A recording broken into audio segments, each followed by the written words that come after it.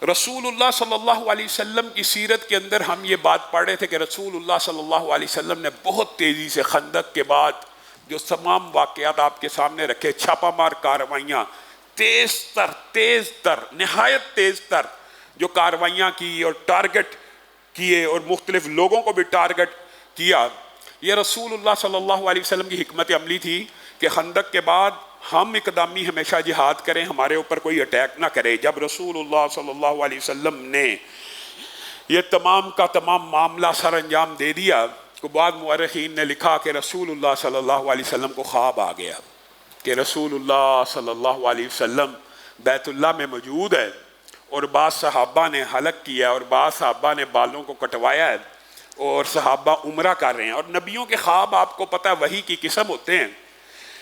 تو وہ جو آپ دیکھیے کہ مکہ سے نکالے گئے صحابہ اور پوری دنیا میں ہر بندے کو اس گھر کی زیارت کی اجازت ہے، لیکن یہ بیچارے جو ہجرتوں کے مارے ہوئے، ہجرتوں کے ستائے ہوئے بیت اللہ کی زیارت نہیں کر سکتے۔ ان کے دل میں کیسا شوق اور رغبت ہوگی۔ رسول اللہ نے جیسے ہی خواب دیکھا اس کے بعد اپنے صحابہ کو تیاری کا حکم دیا تو صحابہ کی کفیات بدل گئیں۔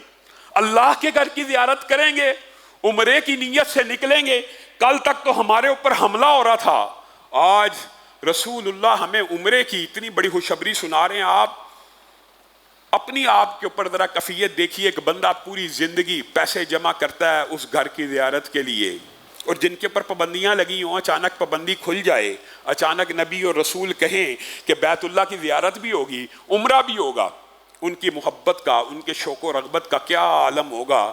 صحابہ جوش و خروش سے اس عمرے کے لیے تیار ہوئے۔ سن 6 ہجری ذی القعدہ پیر کا دن صحابہ ایک بہت بڑی تعداد میں، جس کو مورخین کا اتفاق ہے کہ 1400 صحابہ نے احرام باندھا، اور 1400 صحابہ عمرے کی نیت سے اور لبیک کی صدائیں اور ترانے پڑھتے ہوئے گنگناتے ہوئے بڑے جوش و خروش سے جب نکل رہے تھے تو رسول اللہ صلی اللہ علیہ وسلم نے پیغام بھیجا ارد گرد کے قبیلوں کو۔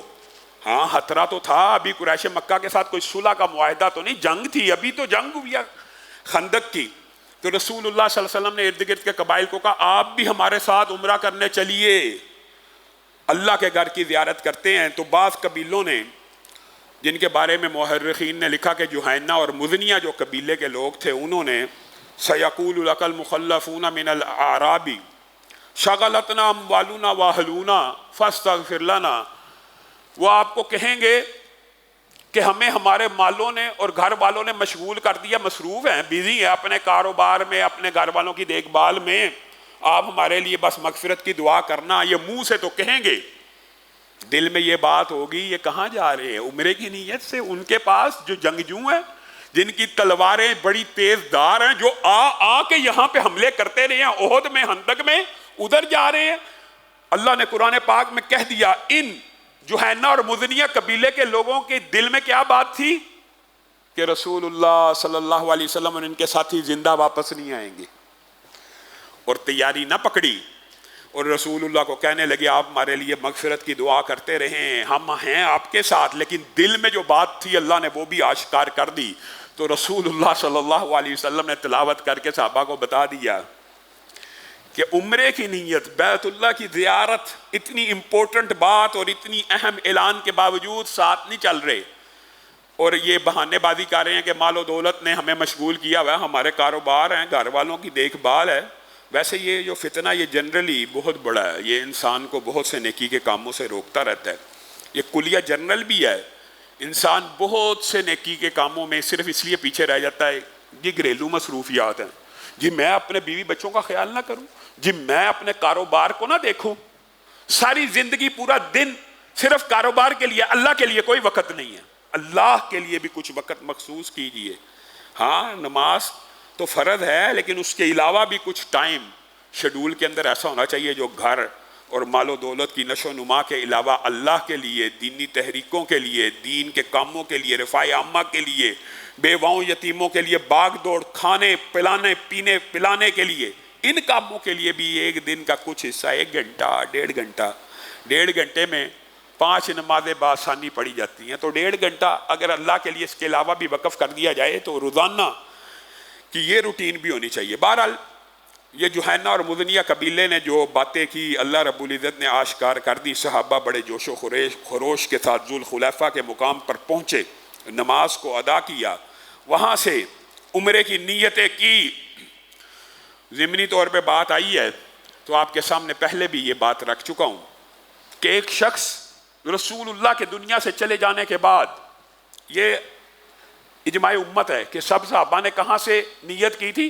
ذوالخلیفہ سے، جو جس کو ابیار علی یا بیر علی آج کل کہتے ہیں۔ یہ مدینہ سے کچھ باہر جائیں، جو بھی جاتا ہے دوسرا عمرہ اگر کرنا ہوتا ہے وہاں سے احرام باندھتا ہے۔ اللہ تعالی ہم سب کو بھی عمرے کی سعادت نصیب فرمائے، اور جن لوگوں نے نہیں کیا اللہ تعالیٰ ان کو تو ضرور لے کے جائے۔ وہ ابیار علی پہ اجماع امت ہے کہ صحابہ نے رسول اللہ نے وہاں جا کے نیت کی۔ ایک شخص رسول اللہ کے دنیا سے چلے جانے کے بعد امام مالک کے دور میں مسجد النبوی میں آ گیا۔ امام مالک آپ کو پتہ مسجد النبوی کے سب سے بڑے محدث تھے، اور وہ مسجد النبوی میں موجود تھے۔ وہ آ کے امام مالک سے کہنے لگا، اے امام مالک، میں نے بڑا غور کیا حدیثوں پہ، میں نے بڑا غور کیا قرآن پاک کے اوپر، مدینہ کی جو فضائل ہے نا، مدینہ کی جو برکات ہے، مدینہ کی اہمیت ہے، کوئی انکار نہیں ہے۔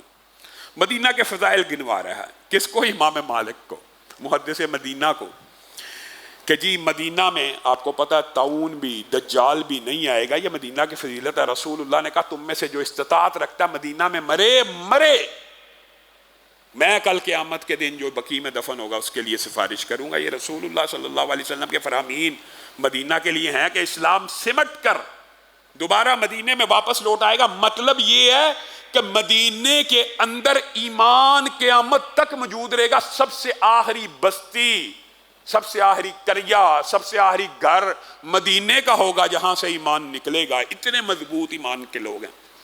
تو رسول اللہ صلی اللہ علیہ وسلم نے بے شک مدینہ کو حرم بھی قرار دیا۔ وہ امام مالک سے بحث کرتا جا رہا ہے، یہ مدینہ کی یہ فضیلت، مدینہ کی یہ فضیلت، مدینہ کی یہ فضیلت۔ امام مالک نے کہا آپ کہنا کیا چاہتے ہیں؟ کہا یہ جو مسجد ہے یہاں پہ ایک نماز کا ثواب 1000 نمازوں کے برابر ہے۔ جی ہاں، میں نے ذی الحلیفہ کے مقام کی کوئی فضیلت نہیں دیکھی، میں نے ذی الحلیفہ کے مقام کی کوئی فضیلت حدیث میں نہیں پائی۔ آج میں نے یہ ارادہ کیا ہے کہ میں احرام تو انسان جہاں سے بھی باندھ لے، نیت تو ذی الحلیفہ پہ جا کے کرنی ہے نا، میقات کے اوپر۔ آج میں نے ارادہ کیا ہے کہ میں عمرے کی نیت مسجد النبوی سے کروں گا۔ اس کی یہ فضیلت ہے، یہ فضیلت ہے، یہ فضیلت ہے۔ امام مالک جو پیار سے محبت سے پیش آنے والے تھے، ماتھے پہ بل پڑ گئے، غصے میں آ گئے، جلال میں آ گئے۔ کہا باز آ جا، فتنے میں مبتلا ہونے سے ڈر جا۔ کیا کہتا ہے؟ کہا مجھے ذی الحلیفہ کی کوئی فضیلت نظر نہیں آئی۔ کہا کیا اس مدینے کی فضیلتوں سے، اس مسجد النبوی کی فضیلتوں سے رسول اللہ غافل تھے؟ نہیں، معلوم تھا، انہی نے تو بتایا ہے۔ تو پھر کیا ذی الحلیفہ کی یہی فضیلت کافی نہیں ہے کہ رسول اللہ نے وہاں سے نیت کی ہے؟ کیا یہ کافی نہیں ہے تیرے لیے؟ فَلْيَحْذَرِ الَّذِينَ يُخَالِفُونَ عَنْ أَمْرِهِ، اللہ سے ڈر جا، ورنہ تو ایسے فتنے کا شکار ہو جائے گا۔ تجھے رسول اللہ کا عمل اور صحابہ کا عمل وہ تیرے لیے کافی نہیں ہے، اور تو اپنی طرف سے باتوں کو ایجاد کرتا ہے، اور ہمیشہ بدعت کے پیچھے یہی فلسفہ ہوتا ہے۔ نیکی کا کام ہے، حرج کیا ہے؟ اب بھائی نیکی کا جو کام تو ایجاد کر رہا ہے، کیا اللہ کو وہ نیکی کے اس کام کی خبر نہیں تھی؟ اگر اللہ کو خبر تھی تو اس نے اللہ نے رسول اللہ کو اطلاع نہیں دی؟ نیکی کا کام تو نیا ڈھونڈ کے لے آیا، اور وہ نبی جس نے کہا میں نے شریعت پوری پہنچا دی ہے، شریعت کامل ہے، مکمل ہے، آج کے دن اسلام مکمل ہو گیا ہے، میں نے پوری شریعت پہنچا دی ہے کہ نہیں پہنچائی؟ صحابہ نے کہا پہنچا دی ہے۔ اس نبی کو علم نہیں تھا اس نیکی کا، مولوی کو علم ہو گیا۔ وہ نیکی نہیں ہو سکتی جس کا علم رسول اللہ کو نہ ہو، اللہ کو نہ ہو، اور تو گھر بیٹھے اس کو ایجاد کر لے۔ وہ عمل جو رسول اللہ سے ثابت ہو وہ بھی اس مقام پہ کیا جائے گا، اتنی تعداد میں کیا جائے گا، اس وقت پہ کیا جائے گا، تب ہی رسول اللہ کے عمل کے مطابق ہوگا۔ امام مالک کا فتویٰ نہیں ہے، یہ اجماع امت ہے۔ ذوالحلیفہ یعنی میقات کے اوپر جا کے جو احرام کی نیت کرے گا اسی کا عمرہ قبول ہوگا۔ اپنے گھر سے نیت کر لو، مسجد نبوی سے نیت کر لو، جہاں سے مردی نیت کر لو، دین اس چیز کا نام نہیں۔